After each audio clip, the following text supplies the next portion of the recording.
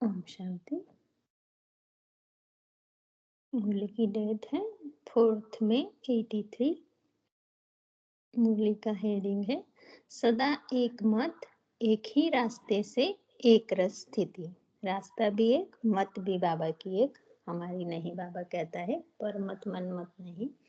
तो सदा श्रीमत दाता, सदा विश्व कल्याणकारी अपने बच्चों के प्रति बोले।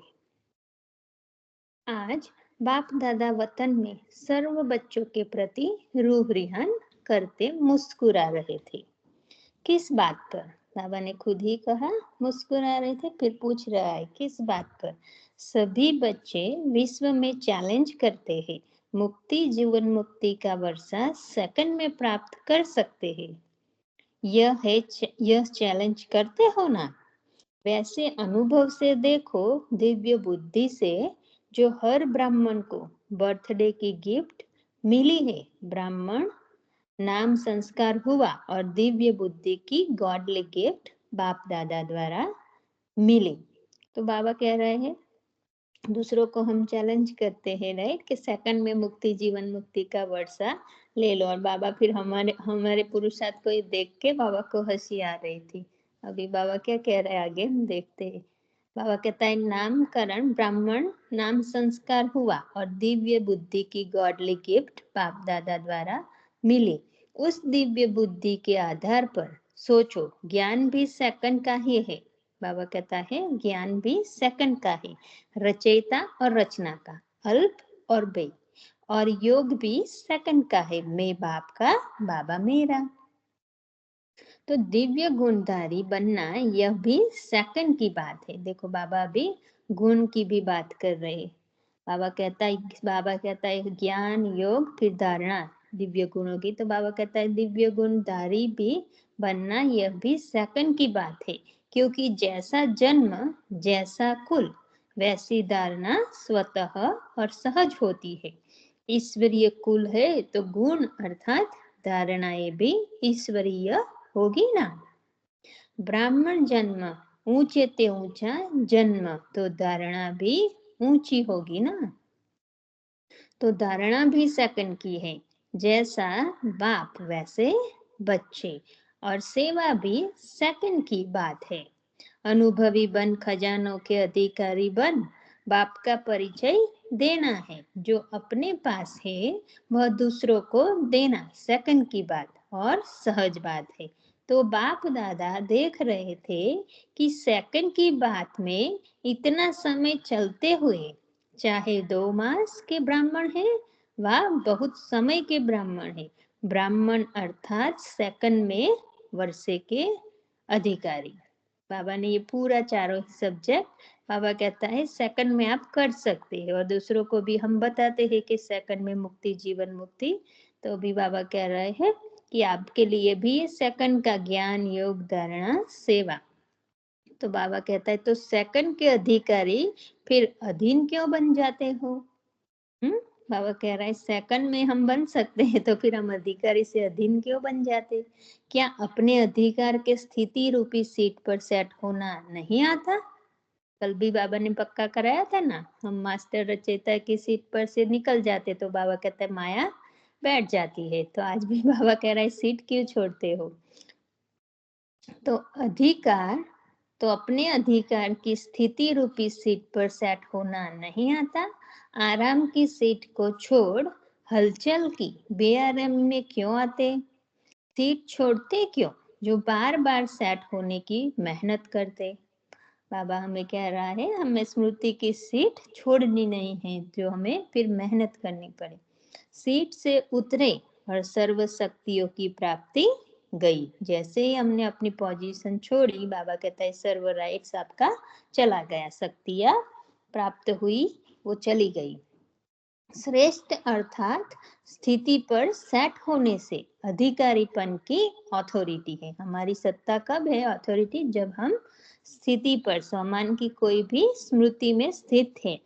तो बाबा कहता है अधिकारीपन की अथॉरिटी है, माना हम जो भी सत्ता चलाना चाहे चला सकता है। जब सीट छोड़ दी तो अथॉरिटी कहाँ से आई? सीट से उतर अपनी शक्तियों को ऑर्डर करते, इसलिए वह ऑर्डर नहीं मानती।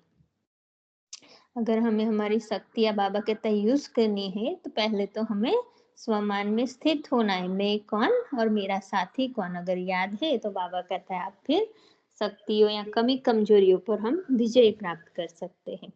तो बाबा कहता है सीट से अपनी शक्तियों को ऑर्डर करते, सीट पर से उतर, अपनी शक्तियों को ऑर्डर करते, इसलिए वह ऑर्डर नहीं मानती। फिर सोचते हैं हूँ तो मास्टर सर्वशक्तिवान, लेकिन शक्तियाँ काम नहीं करती। बाबा ने पहले बता दिया कि हम नीचे उतर के ऑर्डर करते हैं, सामान में स्वरूप नहीं बनते उस संकल्प का, इसीलिए वर्क नहीं होता। तो क्या दास का ऑर्डर दास मानेगा व मालिक का ऑर्डर दास मानेगा? बाबा हमें पक्का करा रहे कि हम दास बन के दास को कहते हैं तो कोई नहीं मानेगा, मालिक बनना पड़े तभी शक्तियाँ काम करेगी। मतलब जो भी स्वमान है उसका स्वरूप बनकर हमें बोलना है, तो बाबा कहता है वो वर्क होगा। और फिर चेहरा क्या बन जाता? जैसे कमजोर शरीर वाले का चेहरा पीला हो जाता है क्योंकि वह खून की शक्ति नहीं है। ऐसे कमजोर आत्मा उदास बन जाती है। ज्ञान भी सुनेगा, सेवा भी करेगा, लेकिन उदास रूप में, माना उमंग उत्साह से नहीं करता, इसीलिए वर्क नहीं होता। तो खुशी की शक्ति, सर्व प्राप्तियों की शक्ति खत्म हो जाती है। तो हम जब उदास होते हैं तो बाबा कहता है वो खुशी नहीं रहती, नशा उमंग उत्साह नहीं होता, इसीलिए जो भी प्राप्तियां हुई है उनकी शक्ति खत्म हो जाती है। दास सदा उदास ही रहेगा, पोजीशन छोड़ी तो बाबा कहता है सदा ही हम उदास निराश हताश रहेंगे। तो दास आत्मा की और क्या विशेष हंसाने वाली बातें होती है ना। तो बाबा कह रहे हैं दास आत्मा की और क्या विशेष आत्मा हंसाने वाली आत्मा की बातें क्या होती है? हंसाने वाली बातें होती है। हाँ, बाबा का भाव है दास आत्मा की और क्या विशेष हंसाने वाली बातें होती है। छोटी सी बातों में बोलते कंफ्यूज हो गए, मूझ गए हैं। तो बाबा का दाय बात छोटी सी होती है लेकिन हम मूझ जाते, कंफ्यूज हो जाते। जैसे आंखों की नजर कम हो जाती है ना, तो एक चीज के बजाय दो दो तीन तीन चीजें दिखाई देती है, ब्लरी होते हैं ना। जब ब्लरी आंखें होती है तो बाबा कहते हैं कुछ धुंधला धुंधला अच्छा नहीं दिखाई देता, तो एक की जगह ज्यादा दिखता है। और इसी में कंफ्यूज हो जाते हैं कि यह सही है या वह सही है। ऐसे कमजोर आत्माएं एक रास्ते के बजाय दूसरे रास्ते भी देखते हैं। तो बाबा कहता है बुद्धि में क्लियर नहीं है, स्वस्थिति में स्थित नहीं, माना कंफ्यूजन है, मन में उलझन है कि यहाँ जाए वहां जाए, ये करे व वो करे। इसीलिए बाबा कहता है जैसे आंखों में कमजोरी होती है, ऐसे हम बुद्धि से कमजोर हो जाते हैं, डिसीजन नहीं ले पाते। तो एक श्रीमत के साथ साथ और मतें भी दिखाई देती। फिर सोचते कि यह करे व वह करे, यह अर्थार्थ है या वह यथार्थ है। जब है ही एक रास्ता, एक श्रेष्ठ मत, तो यह करे क्या करे यह क्वेश्चन ही नहीं। बाबा कहता है जब एक ही रास्ता है, बाबा परमात्मा हमारा साथी है, बाबा कहता है बल उसके ऊपर, भरोसा उसके ऊपर, फिर कंफ्यूजन कैसा? तो बाबा कहता है कंफ्यूज क्यों नहीं होंगे, स्वयं ही दो बनाए दुविधा में आते हो, स्वयं ही दो बनाए माना दो रास्ता, माना कंफ्यूज। तो बाबा कहता है स्वयं ही दो बनाए दुविधा में आते हैं, तो फिर कंफ्यूज तो होंगे ही, क्यों नहीं होंगे। तो यह विचित्र चाल देख बाप दादा मुस्कुरा रहे थे। सभी बच्चों का बाबा ने देखा वतन में आज, हर बच्चे का, कि कहाँ कहाँ कंफ्यूज होते हैं, मूझते हैं।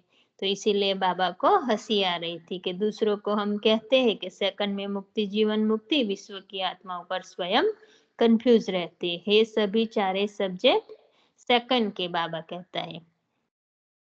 तो बाप दादा कहते सीट पर स्थित रहो तो एक रस रहेंगे, लेकिन चंचल बच्चे के समान बार बार चक्कर लगाने के अभ्यासी फिर कहते माया का चक्र आ गया। बाबा कहता है हम स्वयं छोटे बच्चे की तरह चंचल बुद्धि हो जाते, फिर हम ही खुद न खुद कंफ्यूज होके घूम घूम करके फिर बाबा को कहते हैं कि माया का चक्कर आ गया। कंफ्यूज होने का कोई आधार ही नहीं है। बाबा क्या कह रहा है, कंफ्यूज होना ही नहीं है, कोई आधार ही नहीं कंफ्यूज होने के लिए, लेकिन व्यर्थ कमजोर संकल्पों के आधार ले लेते हैं। जब है ही व्यर्थ और कमजोर आधार, तो फिर रिजल्ट क्या होगी? क्या अटकेंगे या लटकेंगे या नीचे गिरेंगे? बाबा कह रहा है अगर हम कंफ्यूज संकल्पों का आधार लेंगे, नेगेटिव या कमजोर संकल्प आया और उसके स्वरूप में बन गए हम, स्वरूप उसका जाने वो ही मेरे पास हो रहा है या वो ही होगा, तो बाबा कहता है फिर या तो अटकेंगे या लटकेंगे या फिर स्थिति से नीचे गिरेंगे, फिर चिल्लाएंगे बाबा मैं आपका हूँ, आप शक्ति दे दो। फिर हमें मांगना, जैसे भक्त लोग मांगते हैं, बाबा कहते हैं फिर बच्चे भी जैसे भगत बन जाते, तो कहता है बाबा मैं आपका हूँ, आप शक्ति दे दो। सीट पर सेट रहो तो ज्ञान सूर्य की शक्तियों की किरणें आपके सीट की छत्र छाया स्वतः ही सदा प्राप्त, सदा ही प्राप्त है। बाबा कहता है ही आपके लिए, मांगना नहीं है। क्या करना है? ज्ञान सूर्य की सीट पर या स्वयं सीट पर सेट हो जाना। तो बाबा कहता है मेरी ज्ञान सूर्य की सर्व शक्तियों की किरणें हमेशा हमारे लिए छत्र छाया है। हमें मांगना नहीं है, अब स्वतः ही आएंगी हम जब सीट पर सेट होंगे। तो बाबा कहता है तो सीट से नीचे उतर व्यर्थ व कमजोरी के संकल्पों की दीवार खड़ी कर देते। व्यर्थ संकल्प एक नहीं आता, हम सबको पता है ना, एक संकल्प आएगा व्यर्थ तो पूरी लंबी लाइन लगेगी, एक नहीं आता।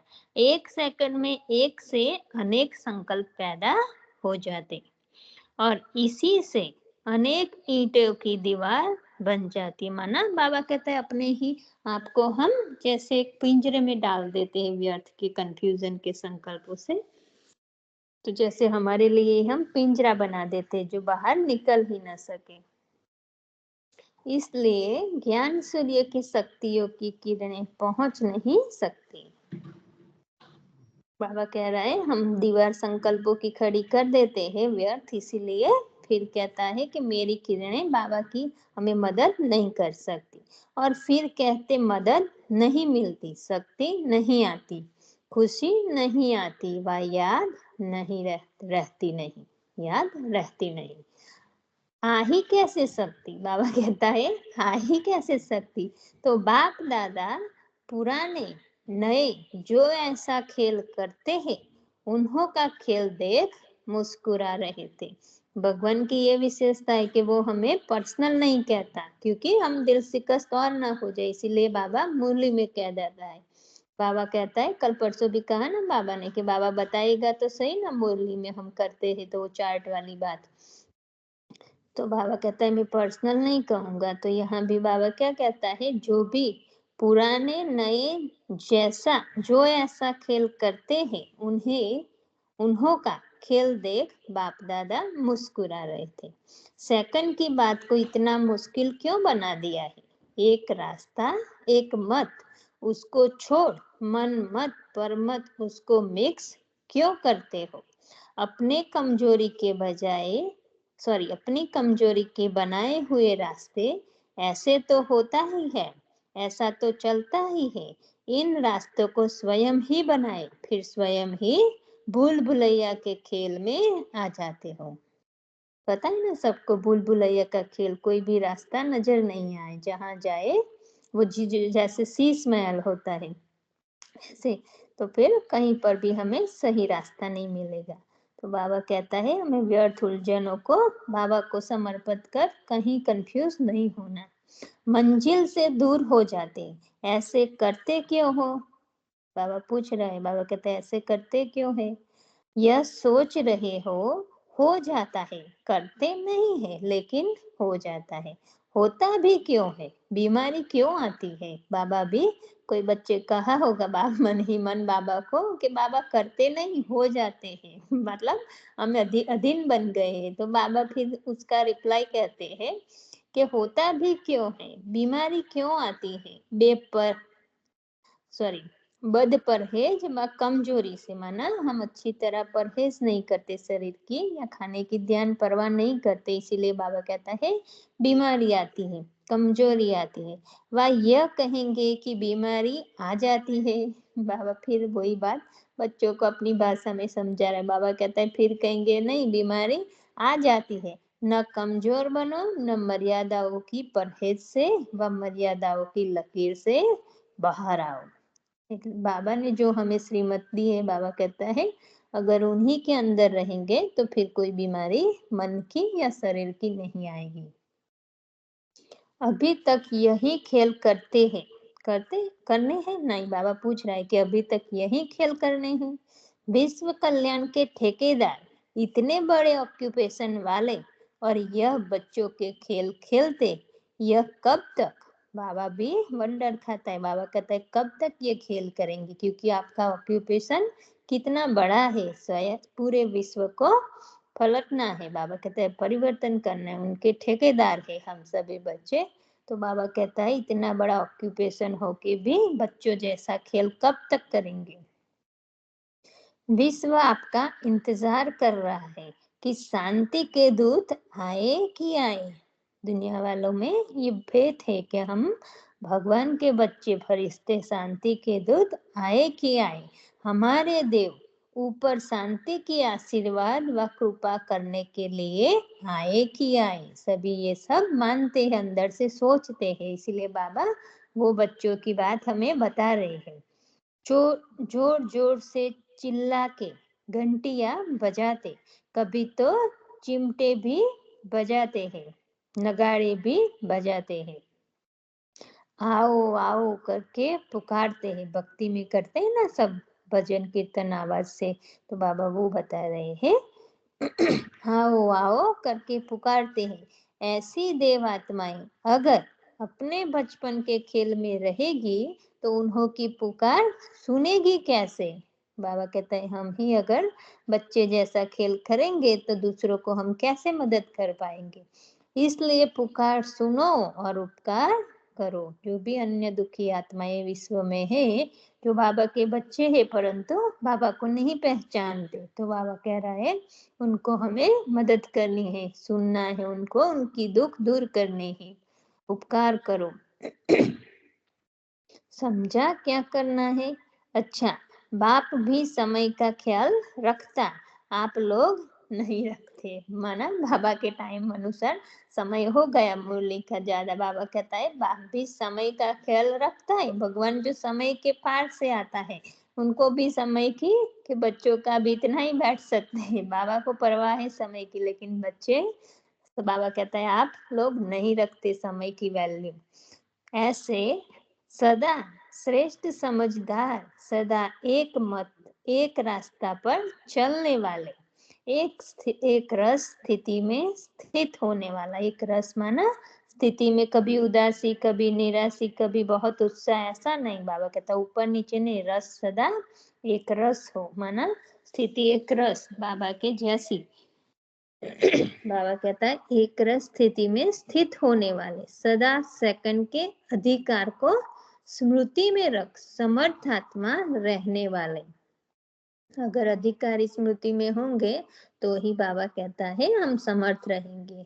व्यर्थ संकल्पों के खेल को समाप्त कर विश्व कल्याण के श्रेष्ठ सेवाधारी ऐसी महान आत्माओं, सो देव आत्माओं को बाप दादा का याद प्यार और नमस्ते। हम सभी रूहानी बच्चों की रूहानी बाप दादा को याद प्यार, गुड मॉर्निंग और नमस्ते। अभी कुमारियों के साथ बाबा की मुलाकात। सभी कुमारियां अपने को शिव शक्तियां समझती हो। शक्तियां सदा कहाँ रहती है? शिव के साथ ही रहती हो ना। जो जिसके साथ रहते उसके संग का रंग तो उन पर जरूर लगेगा ना। तो जो बाप का गुण, जो बाप का कर्तव्य वही आपका है ना। बाप का कर्तव्य है सेवा, और आप सभी सेवादारी हो ना। सेवा करती हो या करनी है? बाबा पूछ रहे कन्याओं को। कि सेवा करती हो या करनी है, सदा यह लक्ष्य रखो कि बाप समान बनना है। हर बात में चेक करो कि यह बाप का कर्म व बाप का संकल्प बोल है। तो बाबा हमें सिखा रहा है कि हमें हर बात में चेक करना है कि बाबा समान संकल्प है, विश्व का बेहद का संकल्प है, कर्म भी स्वयं के स्वार्थ अनुसार या विश्व कल्याण की सेवा अनुसार। बाबा कहता है चेक करो कि बाप का बोल है, बाप का संकल्प है, अगर है तो करो। बाबा ये विधि बता रहे, क्या सही से गलत है हमें पता नहीं चलता, श्रीमत क्या मनमत। तो बाबा कहता है ये टैली करो, अगर बाप जैसा है तो करो, नहीं तो परिवर्तन कर दो, क्योंकि साधारण कर्म आधा कल्प किया, अभी तो बाप समान बनना है। बाबा कहता है अंतिम कलयुग अंत तक, हमने द्वापर से कलयुग अंत तक जब तक ज्ञान नहीं मिला तब तक हमने उल्टा ही कर्म किया है। बाबा कहता है साधारण ही किया है, अभी बाबा मिला तो बाबा जैसा समान बाप समान बनना है, तो फिर ऊंचे श्रेष्ठ कर्तव्य करने। तो बाबा कहता है सभी बाप समान विश्व सेवाधारी हो ना, हद के नहीं, माना हद के सेवाधारी नहीं, हम दो चार के सेवाधारी नहीं, पूरे विश्व के सेवाधारी। तो बाबा कहता है हद के नहीं, हिम्मत अच्छे है, हिम्मत और उमंग में आगे बढ़ रही हो, उमंग उत्साह ही सदा आगे बढ़ाता रहेगा।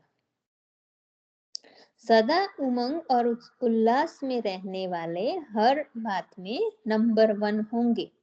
बाबा क्या कहता है, हम सदा उमंग उल्लास में रहेंगे तो हम नंबर 1 होंगे, याद में भी नंबर 1, ज्ञान धारणा सेवा में भी नंबर, सब में नंबर 1।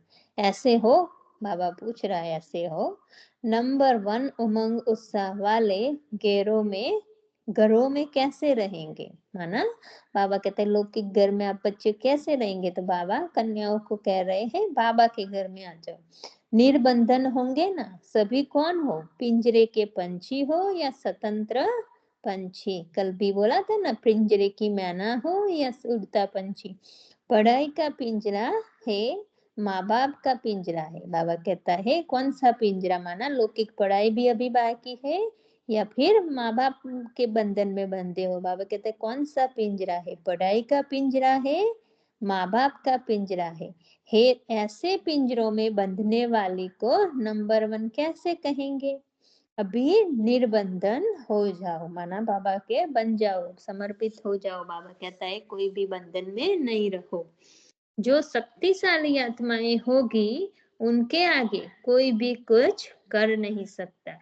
जैसे तेज आग जल रही हो तो उसके आगे कोई भी आएगा नहीं, दूर भागेंगे। तो बाबा कैसे स्थूल उदाहरण देके हमें समझा रहे कि आग बड़ी लगी होगी तो सब आगे भाग जाएंगे ना, देख के नजदीक नहीं जाएंगे। तो माना बाबा कहते अगर आपकी लगन की, बाबा से प्यार की इतनी अगन होगी, अग्नि, तो कोई भी आपके रास्ते में रुकावट नहीं डालेगा, ना माँ बाप ना कोई भी। तो बाबा कहता है आज भी आप भी योग अग्नि को ऐसा जगाओ जो कोई बंधन डालने वाले सामने आ ही न सके।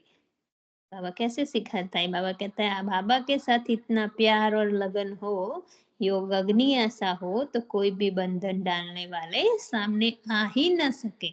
जैसे कोई जानवर को भगाना होता है तो आग जला देते हैं, आग के सामने कोई जानवर नहीं आ सकता। ऐसे लगन की अग्नि को तेज करो। अगर अभी तक बंधन में है तो लगन है, लेकिन अग्नि नहीं बनी है। माना लगन है, थोड़ा थोड़ा प्यार है बाबा से, पर अग्नि का रूप धारण नहीं किया, इतनी गहरी तेज याद नहीं। बाबा कहते हैं लगन है तब यहाँ पहुंची, लेकिन लगन अग्नि बन जाए तो निर्बंधन हो जाओ। लगन फुल फोर्स में हो। बाबा क्या कह रहे हैं, बाबा के साथ इतनी बुद्धि लगी हुई हो, प्यार हो बाबा के साथ, उसके सिवा कोई और नजर ना आए। बाबा कहता है फुल फोर्स का प्यार हो, लगन फुल फोर्स में हो, शक्तियां मैदान पर आओ। बाबा क्या कह रहे हैं बच्चों को, शक्तियां मैदान पर आओ। इतना बड़ा ग्रुप जो आया है तो जरूर कमाल करेगा ना। कैसे बाबा आगे बढ़ाते हैं उमंग उत्साह देकर बच्चों को, कन्याओं को। बाबा कहता है इतना बड़ा जो ग्रुप आया है तो जरूर कमाल करेगा ना। इतने हैंड्स निकल आवे तो वाह वाह हो जाए। भगवान कह रहा है सभी बच्चे बाबा की इतनी लगन में मगन हो जाए तो विश्व में वाह वाह हो जाए। अच्छा, ओम शांति। शुक्रिया बाबा, शुक्रिया। सभी आत्माओं का बहुत बहुत शुक्रिया।